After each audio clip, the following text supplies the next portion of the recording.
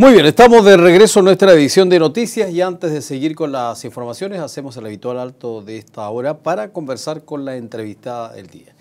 Ella es psicóloga organizacional, nos va a hablar del tema laboral, se nos viene el 1 de mayo además, pues muchos sindicatos, muchos trabajadores analizan lo que es el año, lo que son las funciones de cada uno de ellos.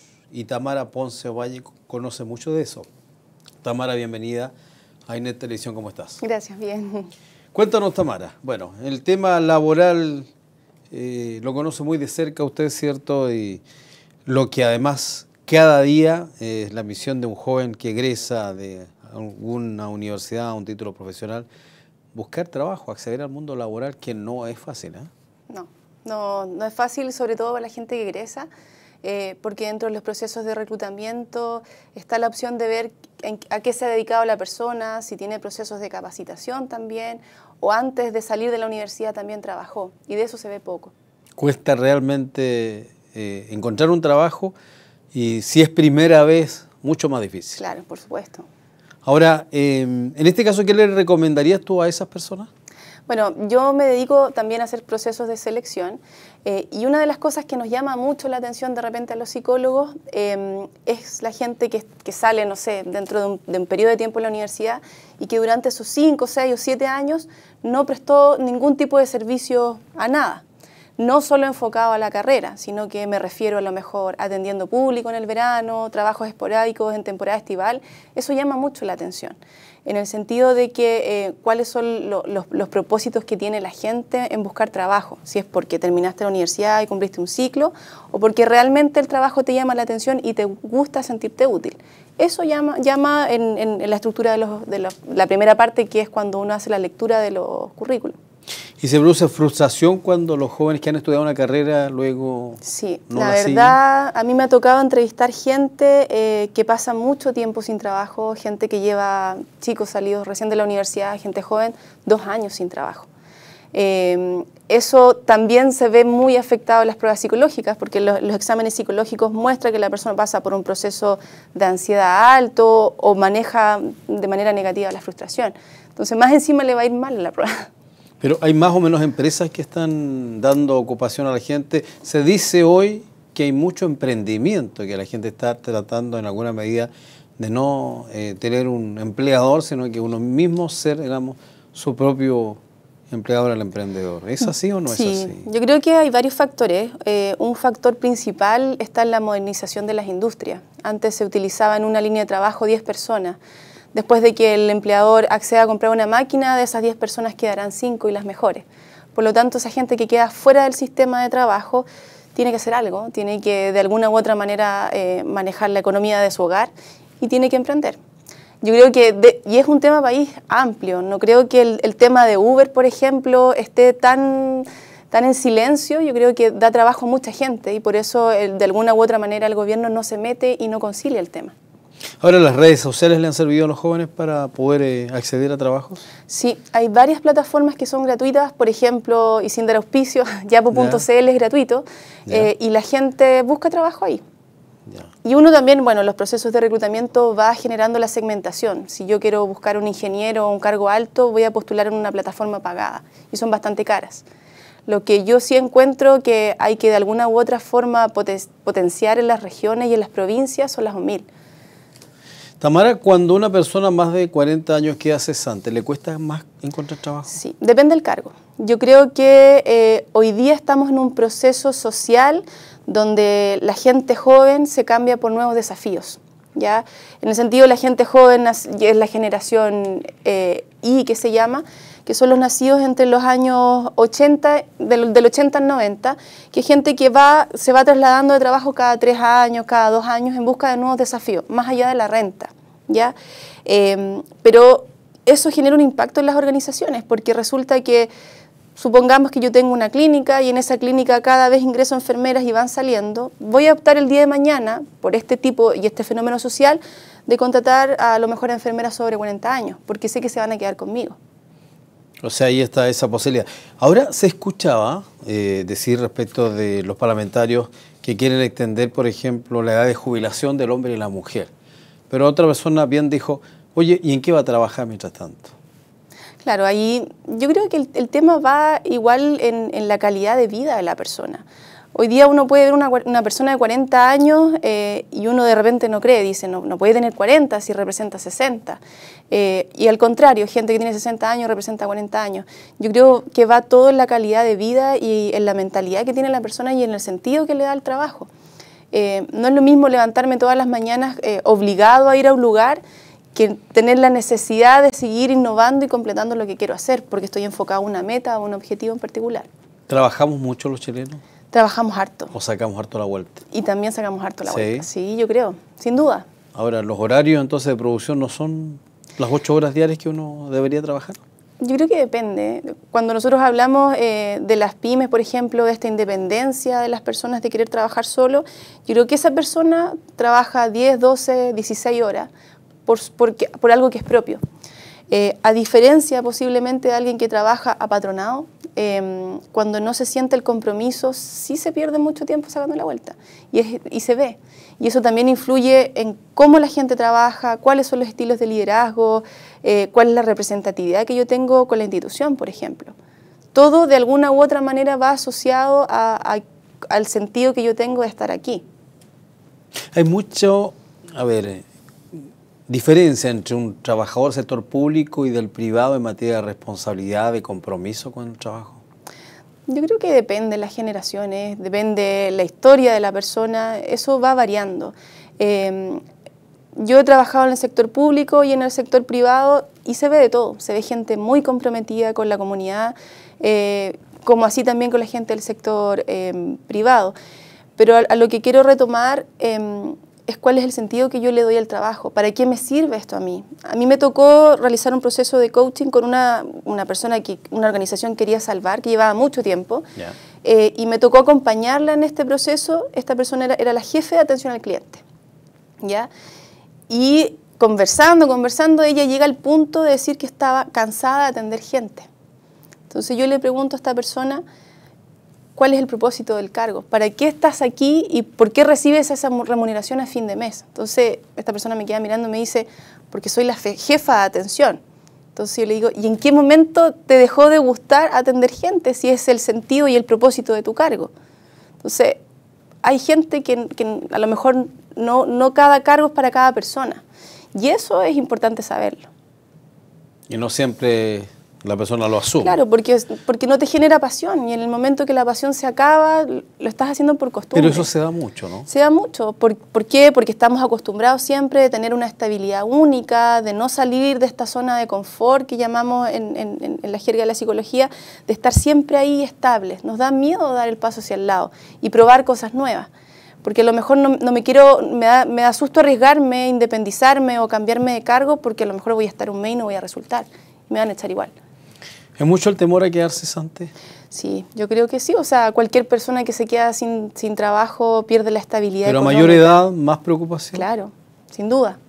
Por eso es importante a lo mejor que más que cambiar la reforma, o sea, más de cambiar las horas del trabajo, lo que sí hay que empezar a generar una política a lo mejor de sueldos conforme a la cantidad de años, o premiar a esas empresas privadas que se lo hacen. ¿Te refieres a la proposición de la parlamentaria Camila Vallejo sobre reducir de 45 a 40 horas semanales los... Yo creo que el impacto, o sea, ¿quién no quisiera estar en su casa más tiempo? Yo feliz. Pero el impacto social va a ser muy fuerte y obviamente la gente que tiene menor capacitación, que genera trabajos repetitivos, trabajar en una línea, por ejemplo, conductores a lo mejor, van a ser los más afectados. Porque de alguna u otra manera alguien va a tener que pagar ese servicio, ya sea van a subir los costos o me voy a quedar yo con las personas más productivas, a lo mejor con uno me hace la pega de dos, está menos tiempo en la oficina, pero mejor saco el otro. La gente que tiene menos capacitación va a ser la persona más afectada del país. O sea, no lo recomienda. Yo no lo recomiendo. Lo que sí, yo creo que las políticas de gobierno deberían ir apuntando hacia la gente que está a punto de salir. ¿Por qué, por ejemplo, no hacer una legislación cuando te queden 5 años de jubilarte de que te empiecen a reducir la jornada? Porque tienes que, de alguna u otra manera, acostumbrarte a estar en tu casa o empezar a hacer otras cosas. Eso sí debería legislarse. ¿Hay estrés laboral? Mucho. Tanto así que desde hace ya 2, 3 años, se está aplicando una encuesta en todas las empresas sobre 15 trabajadores, que es el ISTAS 21, donde las mutualidades asociadas a las empresas tienen que ver en el fondo variables como doble presencia, capacidad de liderazgo, y de esos resultados se tienen que hacer planes de trabajo para mitigar lo que está en riesgo. ¿Por qué? Porque el sistema colapsó. Eran tantas las licencias de personas con depresión, con ansiedad en el trabajo, que hoy día el costo se le pasa al empleador. Esa licencia la paga la mutualidad con costas del empleador. Por lo tanto, fue mucha la gente que se enfermó, mucha la gente que presentó neurosis laboral. ¿Cómo se recupera esa gente? Esa gente es difícil que se recupere. De hecho, hay estudios que demuestran que, por ejemplo, una persona que tiene una vez un ataque de pánico, la curva de ansiedad es tan alta que nunca vuelve a tener un nervio medio, por decirlo de alguna manera, sino que inmediatamente pasa al ataque de pánico. ¿Cómo se recupera esa gente? Yo creo que generando un cambio de actitud en la vida, con psicoterapia, preocupándose más de uno. ¿Y cómo se puede evitar el estrés laboral? El estrés laboral, bueno, netamente yo creo que uno tiene que ver los tiempos en el trabajo, aprender a trabajar por meta, porque de repente hay muchas actividades y uno tiene que enfocarse en lo que tiene que hacer, cuál es el objetivo, y no perder el tiempo a lo mejor viendo otras cosas, que es enfocarse en lo urgente o en lo principal y no tan urgente, dejar de apagar incendios, tener un método de trabajo, ser más efectivo. Eso por una parte, disculpa, Américo. ¿Sí? Y por otra parte también respetar los tiempos de descanso, o sea, no es al azar que tengamos 15 días de vacaciones. 15 días son los que se demora el cuerpo en la mente y el cuerpo en desconectarse de otro escenario, en este caso sería el trabajo. Pero ¿qué es lo que hace uno? Se toma 10 días, 5 días, que no debería hacer. Y darse el tiempo también para el ocio. De repente el ocio es bien mal mirado, pero uno de repente no tiene que hacer nada, tiene que descansar. Y allí en las empresas es muy importante a lo mejor la actividad extra laboral, que puede ser actividad extra programática. ¿Te ayudan a la convivencia laboral y a lo mejor también permiten? Sin duda que ayudan. ¿Evitar el estrés? Ayudan mucho, el impacto que tiene para las organizaciones es muy beneficioso, pero lamentablemente dentro de las organizaciones, la mayoría, no todas, no miden el impacto de estas capacitaciones, sino que más bien se ve como pérdida de tiempo, como un beneficio para el trabajador. Pero hay muchos estudios que sí lo avalan, estudios de la Universidad Católica, por ejemplo, que en la medida que la persona se sienta más grato o que el clima laboral sea más beneficioso para todo el grupo, la productividad sube de manera innata.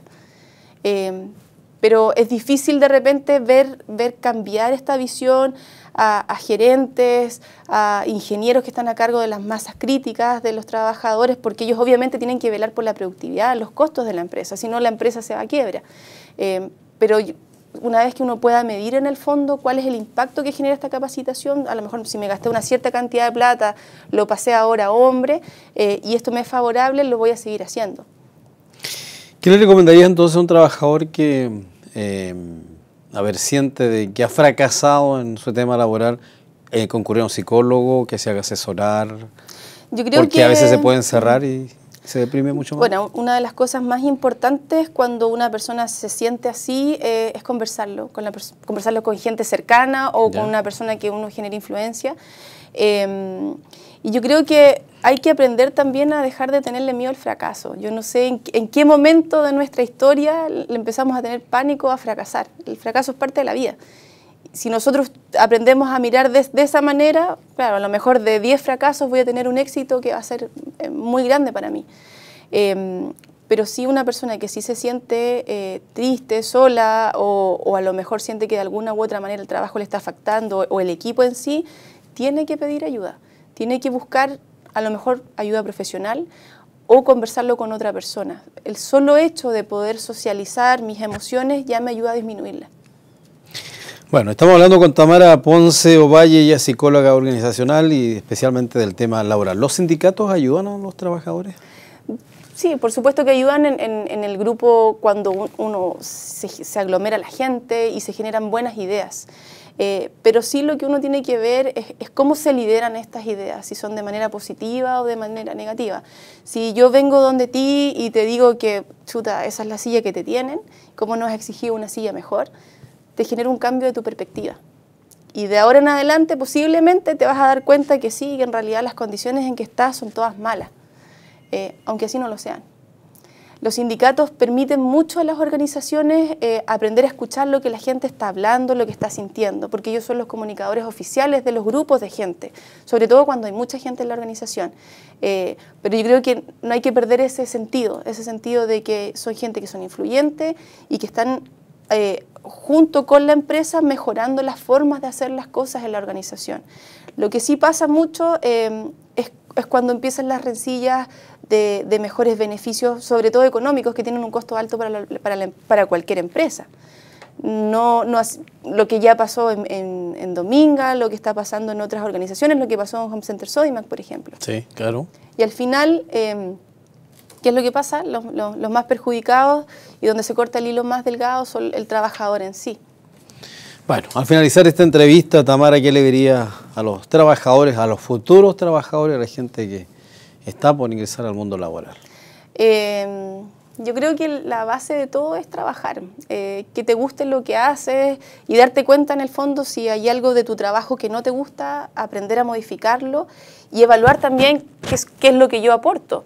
De repente uno espera toda la vida un ascenso, por ejemplo, pero llego tarde, tengo una conducta resistente con mi jefatura, porque no me da el ascenso, Entonces, como, oye, si quieres ver un cambio, primero cambia tú para que el entorno cambie. Yo creo que eso es como lo más fundamental.